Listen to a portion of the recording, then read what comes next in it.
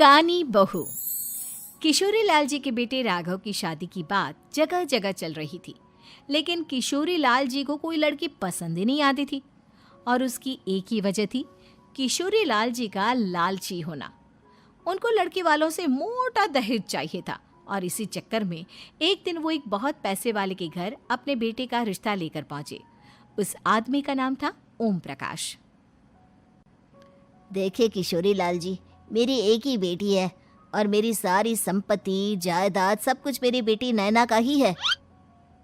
पापा, नाम से लगता है बहुत खूबसूरत होगी।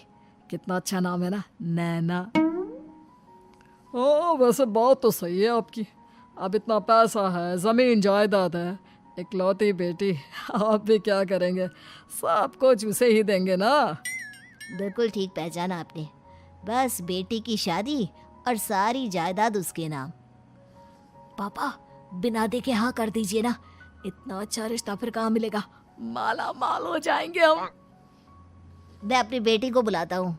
अरे नहीं नहीं नहीं नहीं, आपकी बेटी का नाम नैना है, सुनकर ही लगता है बहुत सुंदर होगी।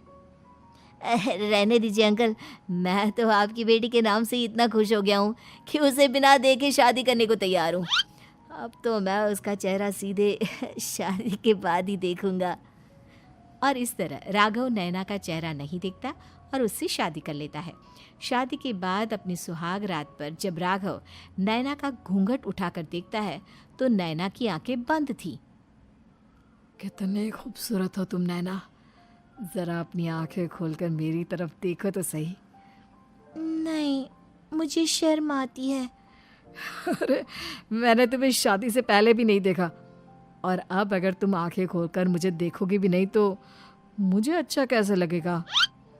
इससे पहले कि नैना अपनी आंखें खोलकर राघव की तरफ देखती, अचानक से लाइट चली गई और राघव नैना को पूरी तरह से देख भी नहीं पाया। अगली सुबह नैना राघव के लिए नाश्ता बनाकर लेकर आई। अरे ये क्या, आधा पराठा सेका हुआ है और आधा बिल्कुल कच्चा। ये तुमने क्या किया नैना? बहू, तुमने क्या आधा पराठा तवे से नीचे लटका कर रखा था, जो आधा सिका है और आधा कच्चा? मुझे जितना दिखेगा उतना ही तो सीखूंगी ना पापा जी। जहाँ जहाँ मुझे नजर आ रहा था वहाँ मैंने सीख लिया, जहाँ जहाँ नहीं दिखा वहाँ कच्चा रह गया होगा। इसका क्या मतलब है? ये कैसा मजाक कर रही है तुम? अरे बहू, तुमने इतना लंबा घूंघट क्यों लगाया हुआ है? देखो, हमारे घर में बहुओं को बेटी की तरह रखा जाता है, और फिर तुम तो इतना सारा माल लेकर आई हो। देखो, ये घूंघट डालकर रखने की कोई ज़रूरत नहीं है। हाँ नैना, पापा जी ठीक कह रहे हैं, तुम तो आराम से रहो, अपना ही घर समझो। नैना अचानक से अपना घूंघट उठा लेती है। अरे ये क्या पापा, नैना की तो एक आंख फूटी हुई है। नाम से नैना, लेकिन ये तो कानी बहू निकली। मेरे साथ धोखा हुआ है, धोखा। बिना दिखाए अपनी कहानी लड़की मेरे संग ब्याह दी। मुझे कहानी भी नहीं चाहिए। मुझे अभी ओम प्रकाश जी से बात करनी पड़ेगी। आखिर उन्होंने मेरे साथ ऐसा किया क्यों?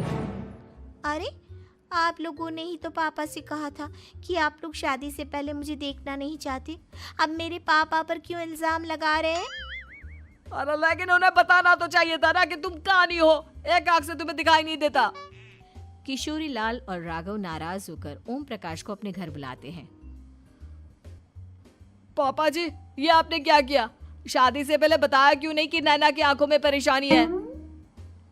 अरे, आप ही ने तो लड़की देखने से मना कर दिया था। और लेकिन आप बता तो सकते थे। आपको तो हमारी बेटी की प्रॉपर्टी चाहिए थी, वो भी पूरी की पूरी। अब क्या हुआ अगर उसे आधा दिखाई देता है?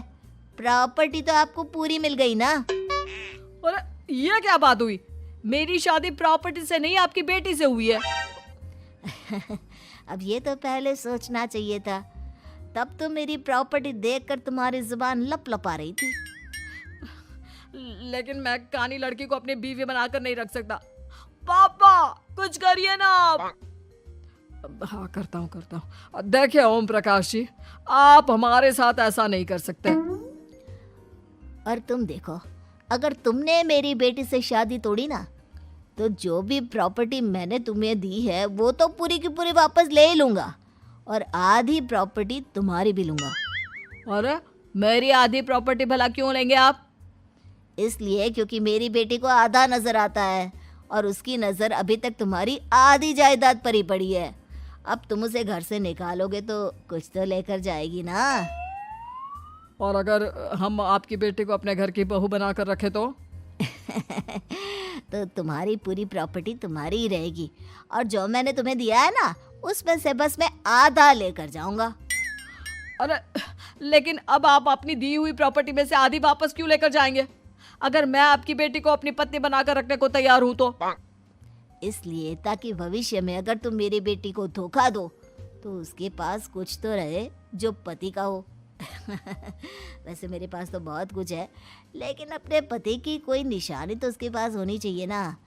अब अगर तुमने मेरी बेटी को कहानी कहा तो तुम्हें प्रॉपर्टी भी कहानी ही मिलेगी, पूरी नहीं। जमाए राजा।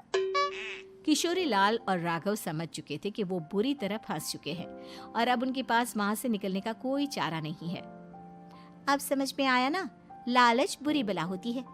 एक तो तुम्हें प्रॉपर्टी मिली, ऊपर से बीवी मिली, उसमें तुम्हें नखरे भी दिखाने हैं।